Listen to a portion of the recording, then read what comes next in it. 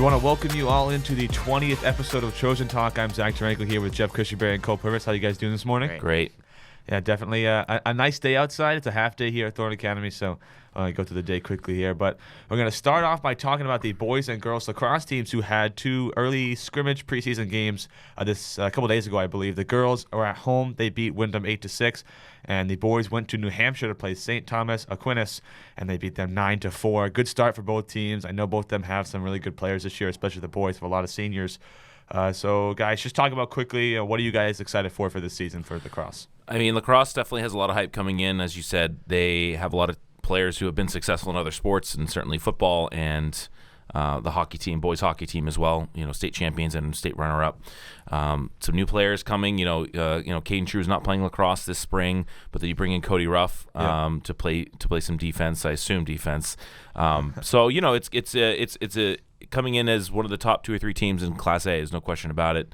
And Coach Ryan Hersey, I'm sure, they've been out there doing captain's practices for weeks now. Yeah. Which is kind of nice about the spring season. You get basically a month off between the seasons, and if the weather's nice, which it has been fairly nice, you can get out there with some unofficial practices on there. So, St. Thomas Aquinas is a kind of a, for those who don't know, it's a pretty big private school, or it's kind of like Cheverus in terms of their stature, and they're a pretty big school in Dover, New Hampshire, and so to get a win over them, even in the preseason, is a good sign. And it's going to come down to goalie play, and it's going to come down to some consistency. As we saw last year with this team in the last couple of years, always going to be right at the top. But much like the boys hockey team, it's like if you get some penalties in the wrong spots, it can kind of derail your momentum. So definitely a lot of hype coming in. They should be one of the top teams, and a good way to start the preseason.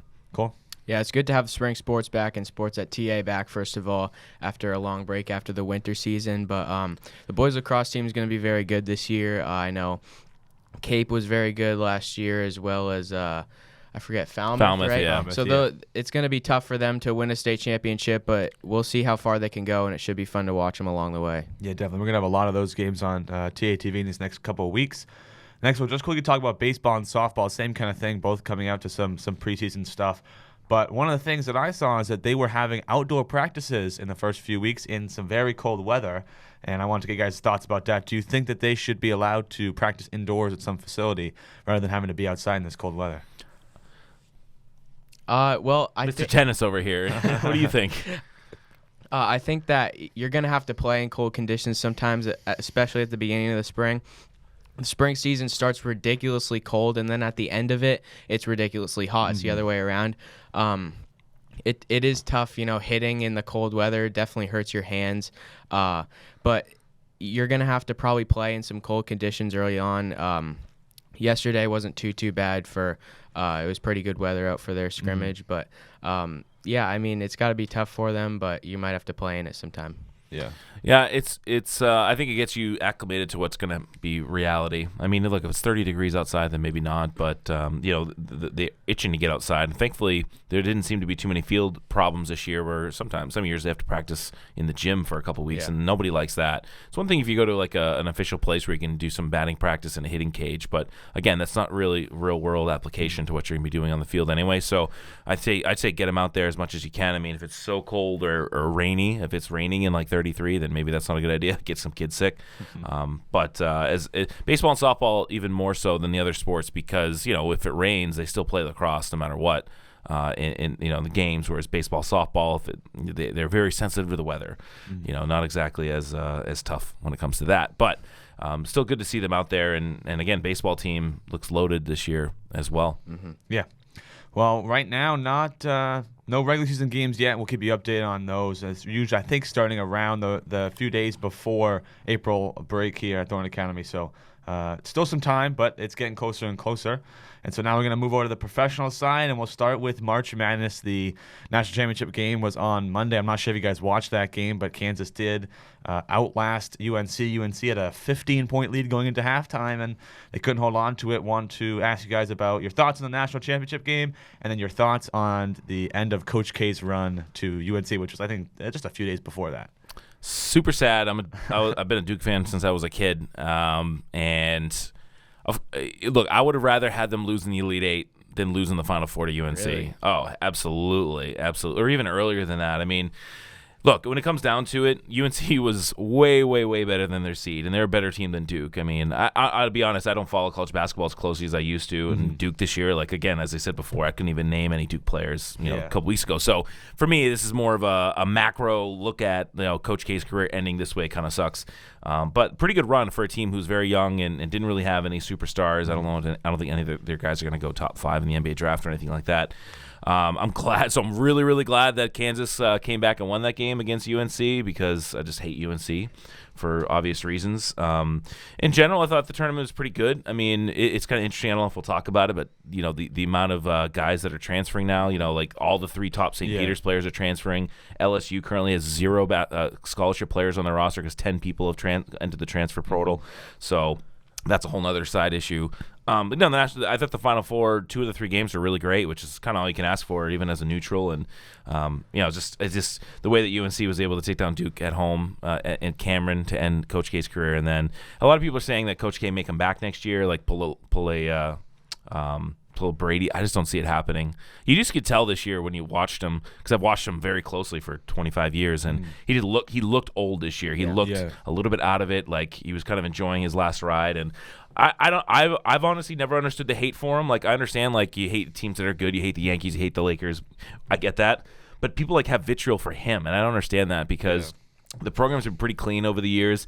Yeah, he works the refs, but every great coach does. I mean, so I don't know. It's just like you watch college basketball fans, and they're so excited for him to be gone, and it's like, there's some great coaches out there that I certainly don't like, but I don't want to see them out of the game because it's better for the game when better coaches are there. And the college game will be worse with him gone, and that's all that people should be focused on. But they're taking their victory laps. But whatever. Good for Kansas. They're the best team all year, and Bill Self's a good coach. So cool. Yeah, I was cheering for Duke, so it's unfortunate that UNC won, but it was cool to see their run. All these individuals like Baycott and Caleb Love really just blossoming and coming together at the end of the season. This is the most obvious example of peaking at the right time. That's what they did, UNC, and this team is going to go down in history with all the best North Carolina teams because, Baycott playing through injury, like that's going to be remembered forever.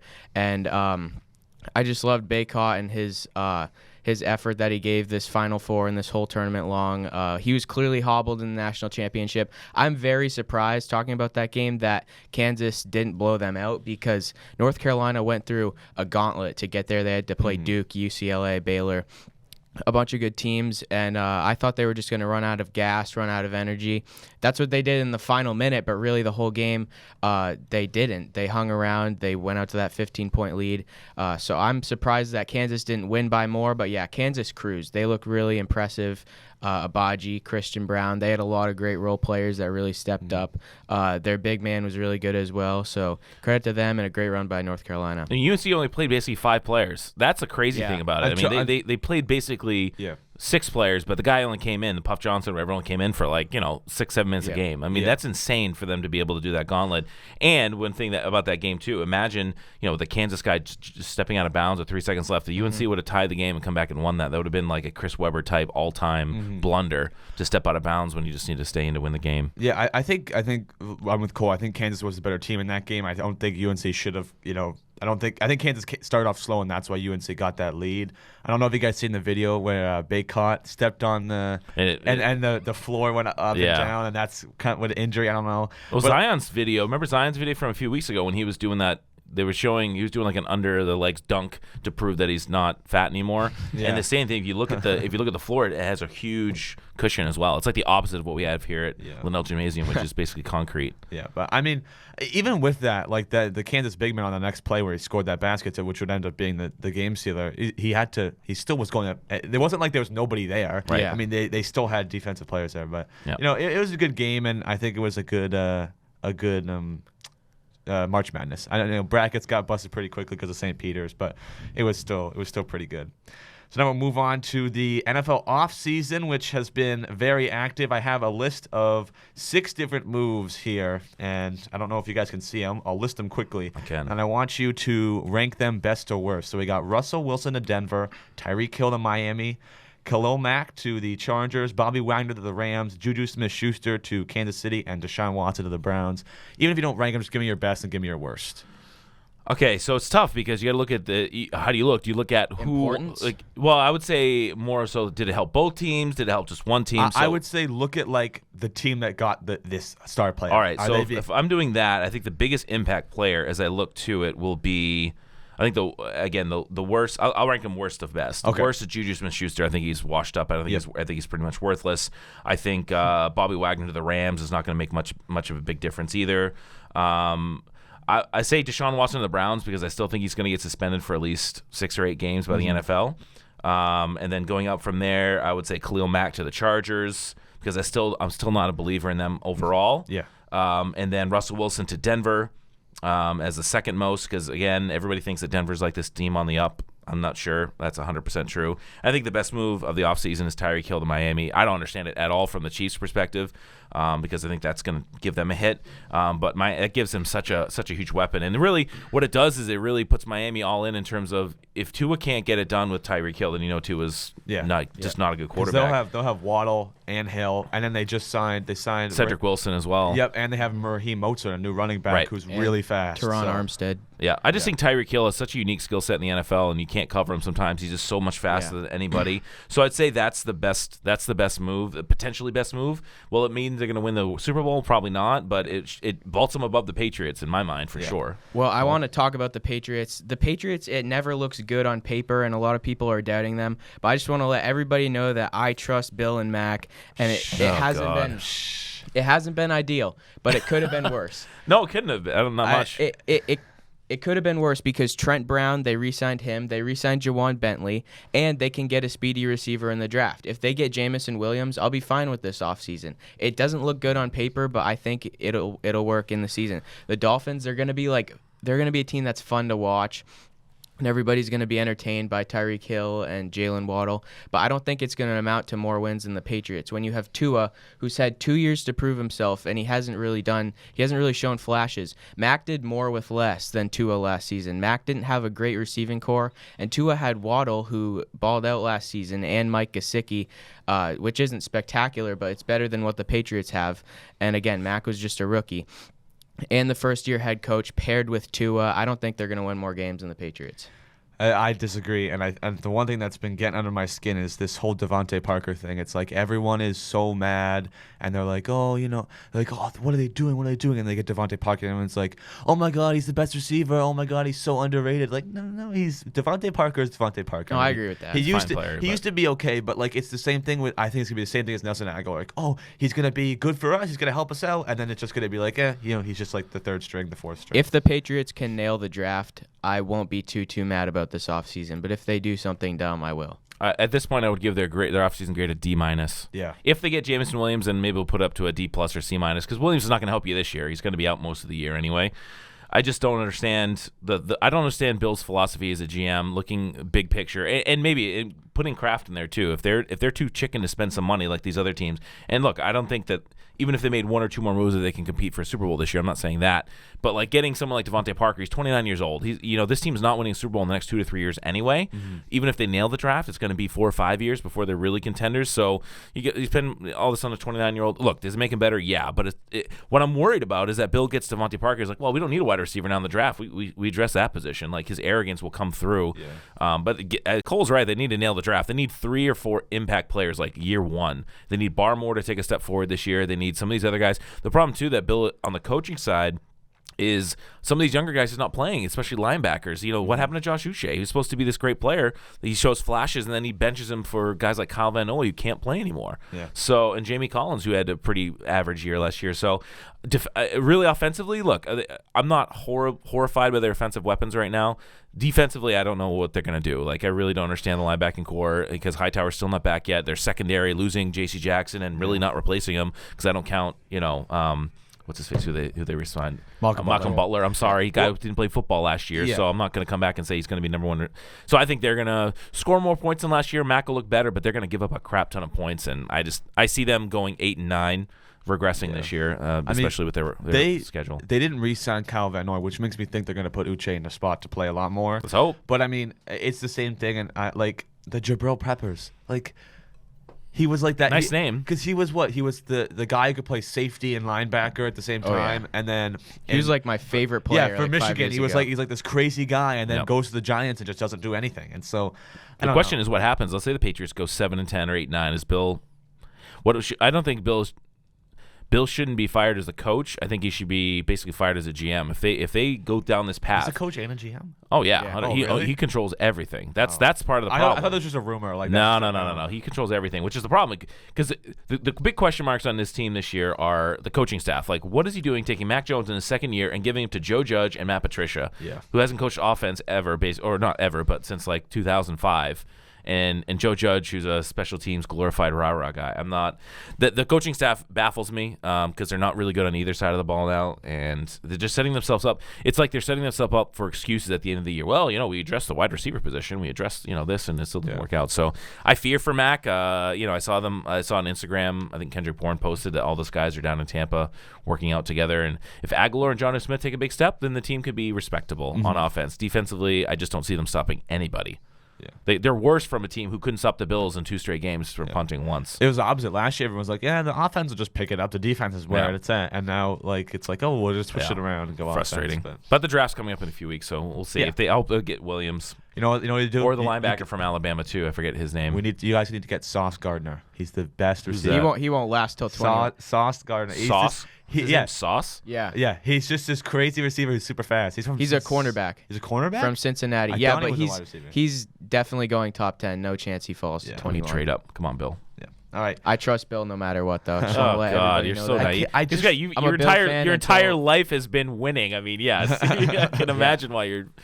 and Bill, we trust him. I will do that when it's game day. But in GM spots, he's made way too many poor decisions over the past 5 or 6 years. Yep. All right, we'll quickly talk about some NHL stuff. This year has been a lot of roughing penalties, a lot of they've been trying to cut it down, not really. But I put a picture here on our little agenda. That is Troy Terry. I don't know if you could see his eye. Ugh. He got in a fight with Jay Beagle. Not really. It was kind of a pushing around. After the whistle was blown, Beagle took his gloves off and just absolutely went after this guy. The refs let it go. And from what I've heard, Troy Terry, because of his eye, is not going to be able to play for the next few games. Just kind of, it really shouldn't have happened. They should have stopped it. So I want to ask you guys, do you guys think there should be a cut down of fighting and roughing in the NHL? Do you think it's a part of the game? No. It's part of the game. Now, look, here's the problem. And I'm not close to the NHL, but the problem is when these kind of incidents happen, you got to throw the book at these guys, suspend them for half a season or something like that. Yeah. The problem is, you look at these guys and they get really light penalties, usually less than 5 games because the CBA is written that way. Fighting and roughing is a part of the game. It's part of the reason that some people non-huge fans tune in to see some of the fights and some of the overtime goals, basically. Look, do you want people assaulting other people? No, but then they'll stop doing it if you punish them. So I'm not saying if someone gets in a regular fight that you suspend them, but they're too soft on it, and so what do you think is going to happen when you're only going to miss 3 or 4 games for something like this in an 80-game season? I mean, it's pretty messed up. I know. It was weird to watch because everyone's just pushing each other around. He just throws him down and just starts going after him. I'm like, where are the refs at this? And I'm a little biased because the Bruins have been getting some pretty crappy calls the last few games. So I'm kind of mad at the overall refereeing because they're changed. It's not just like one referee that everyone's got a problem with. It's like a lot of them are just kind of letting these things go. And so it is what it is. But I think they should cut down on it, and because I feel like these young players, they're going to start getting a lot more get injuries, and there's not going to be any future for the NHL because these guys are getting injured. Well, then we're going to talk about the Celtics really quickly. Playoffs are coming in. They have pushed their ticket to the playoffs. They are guaranteed. I'm not sure what spot they're guaranteed they can get to, even if they lose 1 to 3, I think. Yeah, but I just want to ask you guys, where do you think the Celtics are now with no Robert Williams? I still think they can go to the finals. They haven't been just winning. They've been blowing teams out. And I think every team in the East is flawed. So they definitely have a chance. I would put their chances at maybe, 25% to make the finals. That's what I would say. It's tough. I wouldn't go with the Bucks. This sounds crazy, but I could see the Nets making a crazy run. I could see Kevin Durant just taking over. But every team in the East is flawed, and that's where I think the Celtics have a really good opportunity, as much as I hate to say it. I would say, do they have a chance to go to the finals? I don't think without Robert Williams. I think the Nets are probably the favorites, actually, right now. So if you look right now, they're second in the East. unlikely. It's almost impossible for them to get the number 1 seed as I'm looking at it. So there's 3 teams tied with the same exact record, 49-30, with so what's that? 3 games to go. So they're going to end up anywhere from 2nd to 4th as we look at it. I actually just bought tickets to Game 1 of the first round. Really? So for the Celtics, so they're going to be at home. I don't know who they're going to play at. I'm hoping it's the Nets, just because I think that'd be a crazy, awesome atmosphere with that. So you basically have the Heat, the Celtics, the Bucks, and the Sixers. I think one of those 4 teams. I'm going to go with the Nets go to the finals. I know it's kind of crazy, but like I think those top 4 teams are better than the Raptors and the Bulls. The Cavs, the Hawks, and the Hornets are all the other teams in the playoff mixer. Don't see them going anywhere, but I could see the Nets. I think a first-round series against the Celtics would be trouble. Against the Nets would be trouble for the Celtics without Robert Williams. Because, again, yes, they are killing teams, but in these one-off games, if you get them in a 7-game series – or best-of-7 series, I think that's really going to shine through when you have to put Daniel Tice out there for 35, 40 minutes a game maybe. Yeah. So, I mean, it's been a great run. I think they can win a few series. If they get against the Cavs, the Hawks, or the Hornets, I expect them to win that game, that series. But when they get in that second round, maybe against the Sixers or Bucks, it's going to be trouble. You guys aren't believers. You gotta believe. You gotta have that energy. You gotta be a green teamer. Just don't even look at the facts. Just, so I don't get on this Nets train because no Ben Simmons for the rest of the year and the playoffs. He's not gonna play. I don't think they're good. I just don't think they're good. That's why they're. Oh, they've Kevin Durant. But they're in the 7 spot. That's what I mean. Like I just don't think that they're gonna be able to do it. I think it's gonna be Milwaukee again, just because I don't want them to win. They're just gonna win again. But it'll be fun to watch. And I actually thought the season was longer than it is right now. I thought that the regular season went longer than usual, so the playoffs are getting kind of close. And who's not in the playoffs is the Los Angeles Lakers. Oh yeah. I'm so happy about that. The NBA implements the soft play-in tournament just to get stars like LeBron in there, and they can't even make the play-in tournament. It's awesome. Barstool Sports had a great tweet thread last night about all the stuff the Lakers have been saying for months about like the big 3 and will they win 70 games. It's a failed super team. LeBron put that April Fool's tweet saying he was out for the year. Basically, it was true the other day. Yeah. All you have to do is not be a bottom 3rd team in the NBA to make the playoffs, which first of all is ridiculous. But the Lakers, who tried to assemble a super team, can't even do that.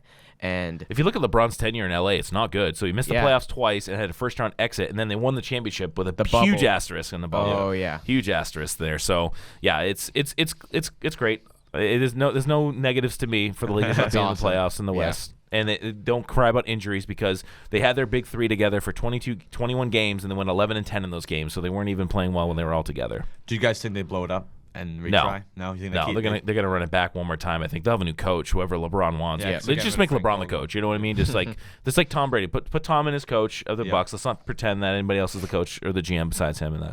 All right. Well, we're gonna finish today's episode with our segment of Pick the Winners. Last week was. Oh, how do we do? So here it is. So me and you, Jeff, are tied. We both are 3-1. Cole was 1-3. We'll just go over it again. I tried to be different. I know. Right. I picked the Celtics. We'll let you pick first this time. Then we'll see what happens. So the first game was we got the Heat right. He picked the Celtics. Second game, I got the Kings wrong. You guys got the Oilers right. The Bucks, we both got right. You picked the Nets, and then I won with the Grizzlies, which is actually pretty crazy because the Grizzlies did not play John Morant, Steven Adams. That's right. Desmond Bane or Xavier Tillman, and they NBA. still beat the Suns.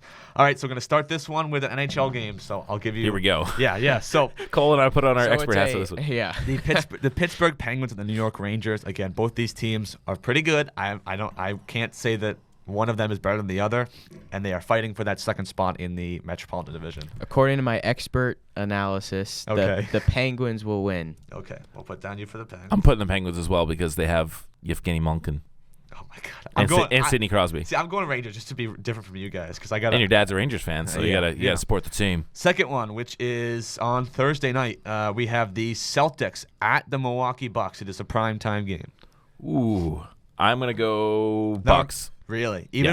I think they're gonna sit Brown and Tatum. They could, yeah. That's why I think the Bucks. Well, it depends. So is that they must have? Oh, that's tomorrow night. So that's probably their next game. There's only a few more games, right? There's only 3 more games. The last game is on the 9th, I think, or 10th. So they have 3 games in the next 6 days. I'm gonna say, I'm gonna go with the Bucks. I think the Bucks, because they're both tied in the standings right now, and I'll give the edge to the Bucks at home. Yep. I'll go with the Celtics. Okay, I'm going Bucks as well. I just feel like they're gonna sit them.